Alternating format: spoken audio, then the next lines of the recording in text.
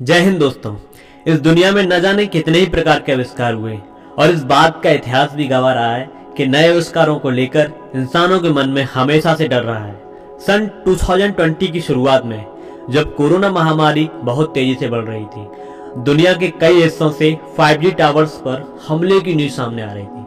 अप्रैल और मई के 2 महीने में ब्रिटेन के 77 मोबाइल टावरों में आग लगा दी गई। Netherlands, Italy, Belgium, Cyprus, France, लगभग यूरोप में इस तरह की घटनाएं हुई। इसकी सबसे बड़ा कारण सिर्फ एक अफवाह थी, 5G टेक्नोलॉजी का कोरोना वायरस से ना था।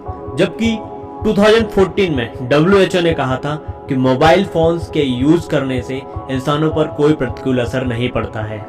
सबसे ज्यादा असर शराब और धूम्रपान से कैंसर का होता है। दोस्तों, माइक्रोवेव में कम फ्रीक्वेंसी रेडिएशन का यूज हाई पावर में होता है, इसलिए खाना पक जाता है। लेकिन मोबाइल तकनीकी में इस बात का खास ध्यान दिया जाता है कि रेडिएशन से गर्मी पैदा ना हो। एक्सरे और गामा रेज की तरह ज्यादा एनर्जी, ज्यादा फ्रीक्वेंसी वाला रेडिएशन एटम से इलेक्ट्रॉन को बाहर धकेल सकता है, जिससे कैंसर हो सकता है और इसे आयोनाइजिंग रेडिएशन कहते हैं। लेकिन मोबाइल फोन्स और microwave radiation non ionising radiation की श्रेणी में आते हैं। इससे किसी तरह के खतरे की अभी तक पुष्टि नहीं हुई है। दोस्तों, 5G रेडिएशन फ्रीक्वेंसी 4G के मुकाबले ज्यादा है, लेकिन इतनी भी नहीं कि इंसानों के टिश्यूज को नुकसान पहुंचाए।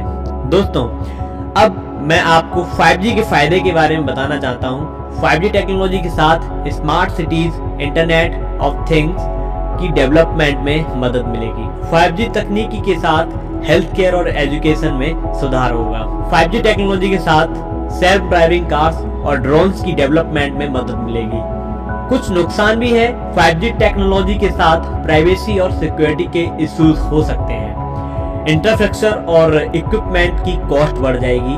हालांकि 5G टेक्नोलॉजी के कुछ नुकसान भी हो सकते हैं, लेकिन उन पर रिसर्च चल रही है, अभी तक पूरी तरह से प्रूव नहीं किए गए हैं। जय हिंद, जय भारत।